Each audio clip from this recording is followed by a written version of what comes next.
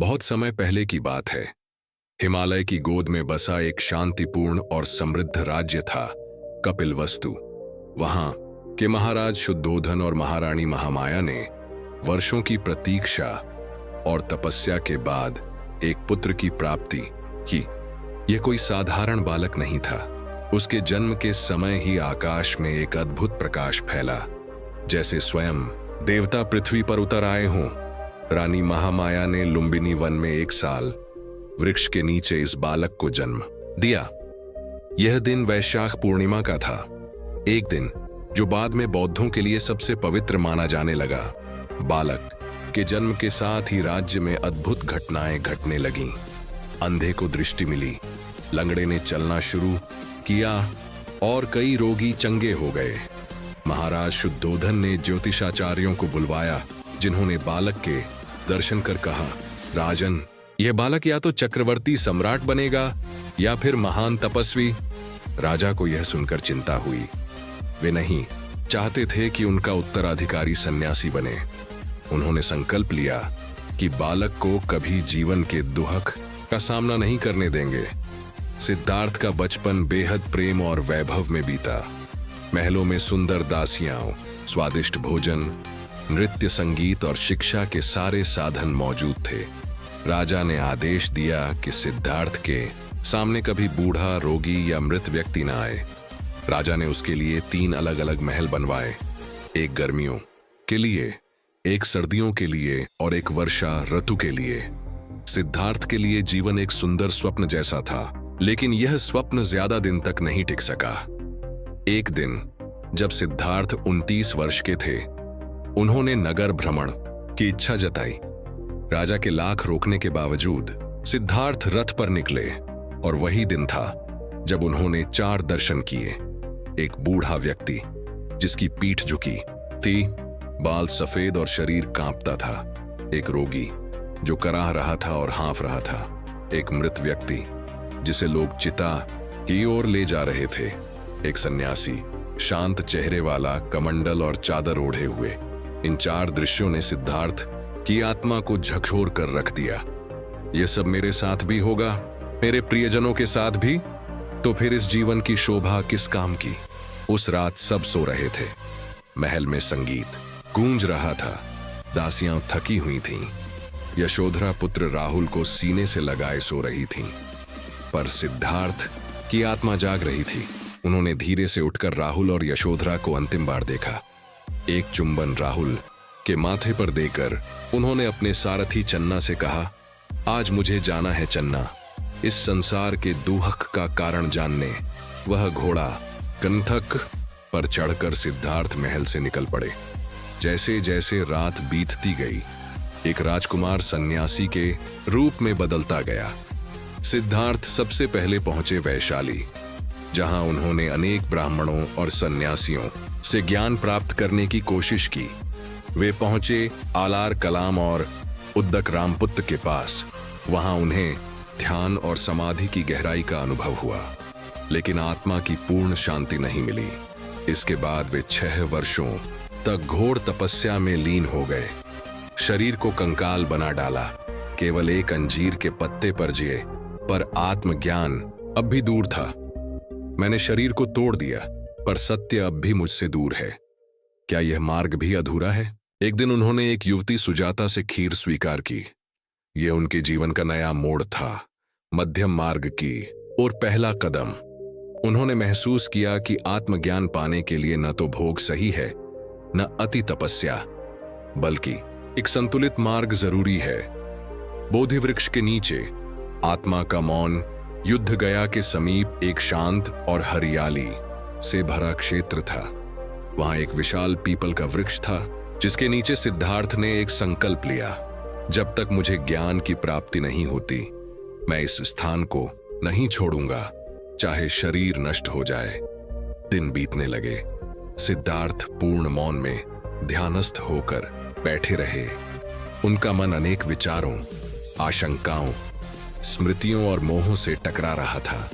यह कोई साधारण ध्यान नहीं था, यह था आत्मा और माया का महासंग्राम। उनके सामने आया माया का राजा, जिसने उन्हें डराने, भटकाने और रोकने की भरपूर कोशिश की। कभी सुंदर अप्सराओं के रूप में, कभी भयावह राक्षसों के रूप में और कभी उनके पुराने जीवन की मोहक यादों के रूप में। लेकिन सिद्धार्थ अडिग रहे। वे ना डरे, ना विचलित हुए। उन्होंने हर भ्रम को पहचान कर त्याग दिया। उनकी चेतना एक ऐसे स्तर पर पहुंच चुकी थी जहां कोई द्वैत नहीं था, न सुख न दुख, न भय न मोह। ज्ञान की प्राप्ति, बुद्ध का जन्म एक रात्रि, वैशाख पूर्णिमा की।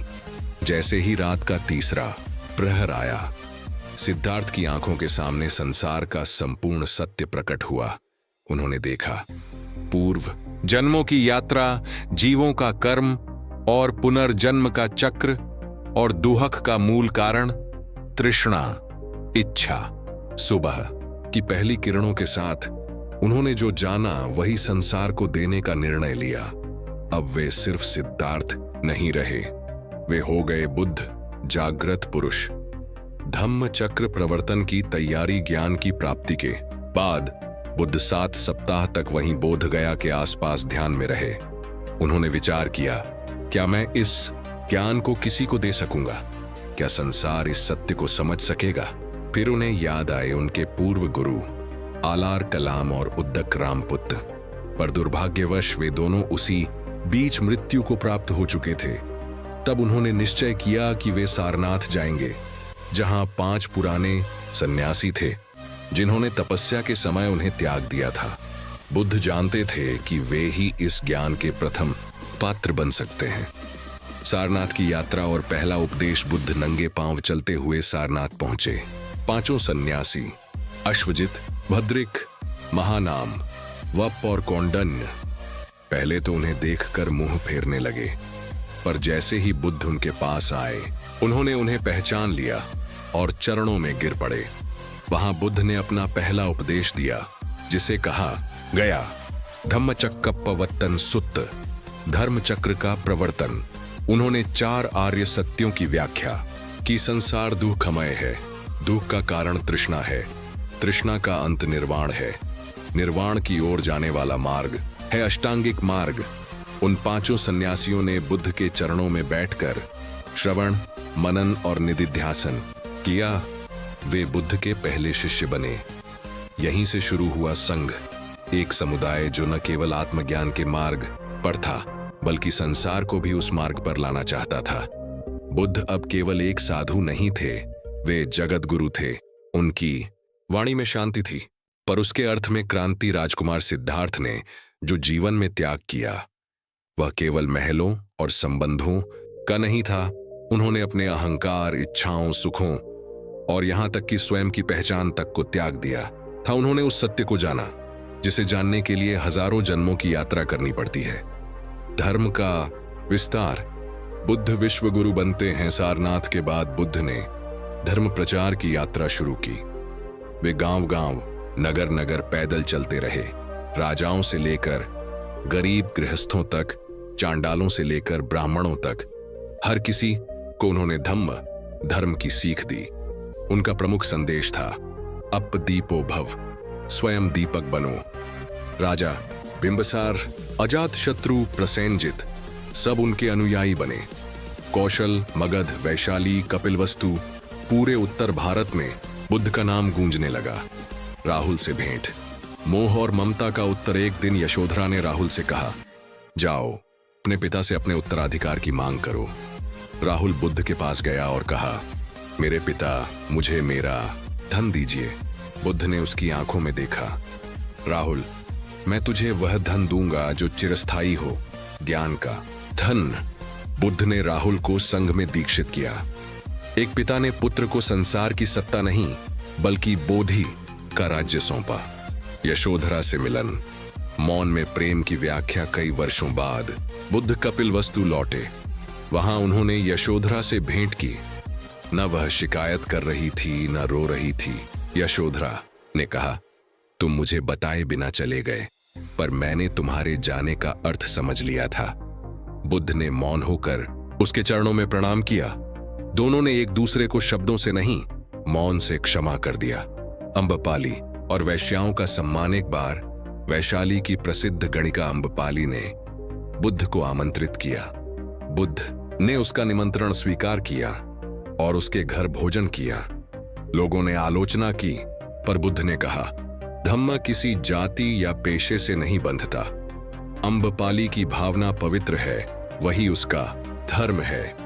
बुद्ध के इस निर्णय ने समाज की जड़ता को तोड़ा। अम्बपाली ने बाद में सब त्याग कर संघ में दीक्षा ली। जब भाई ही शत्रु बना, बुद्ध के चचेरे भाई देवदत्त संघ में सम्मिलित तो हुआ, पर उसका अहंकार बढ़ता गया। उसने सोचा कि वह बुद्ध से बड़ा बन सकता है। देवदत्त ने संघ में फूट डालने की कोशिश की, यहां तक कि उसने बुद्ध को मारने के प्रयास भी किए, हाथी छोड़ना, पत्थर गिरवाना, पर बुद्ध अडिग रहे। उन्होंने कहा, घृणा से घृणा नहीं मिटती, प्रेम ही उसे शांत करता है। अंत में देवदत्त अपने कर्मों से ही नष्ट हो गया और बुद्ध ने उसे भी क्षमा कर दिया। अंतिम यात्रा कुशीनगर की ओर बुद्ध वृद्ध हो चले थे, शरीर दुर्बल पर मन शांत। कुशीनगर में उन्होंने अपना अंतिम प्रवचन दिया। हे भिक्षुओं, यह मेरा अंतिम संदेश है। विकारी हैं सभी घटक, अप्रमाद पूर्वक जीवन बिताओ। फिर उन्होंने अपने दाहिने करवट लेटे हुए सिर के नीचे दाहिना हाथ रखकर शांत भाव से ध्यानस्थ अवस्था में महापरिनिर्वाण को प्राप्त किया। शून्यता में समर्पण। बुद्ध मर नहीं गए, वे समाप्त नहीं हुए, वे विलीन हो गए उस सत्य में जिसको उन्होंने जीवन भर जिया। उनकी वाणी अब भी जीवित है, उनकी मौन उपस्थिति आज भी प्रत्येक ध्यान मग्न हृदय में गूंजती है। बुद्ध केवल इतिहास नहीं है, वे अनुभव हैं, वे संभावना हैं, और जब कोई भीतर से शांत होता है, वहां बुद्ध जन्म लेते हैं।